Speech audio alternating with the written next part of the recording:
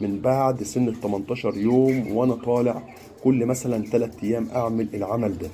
واخدين بال حضراتكم اهوت اولفنت شراب موسع شعب. واخدين بال حضراتكم، وما شاء الله حاجة ممتازة، لا قدر الله في برد ولا في أي حاجة. واخدين بال حضراتكم ممتاز.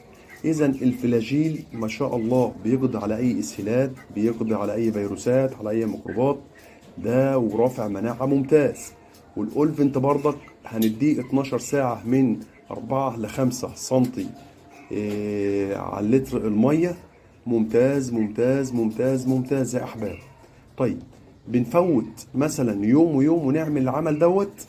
واخدين بال حضراتكم. واليوم التالت انا دايما على طول بحب احط من بعد يعني يوم ال 23 فجأة تلاقيني بحط مضاد سموم. اي مضاد سموم انت بترتاح له دايما على طول الفترة دي يا احباب، بيبقى فيه السموم عالية في العلف، فانت مضطر انك انت تحط مضاد سموم. مضاد سموم انت بترتاح له بس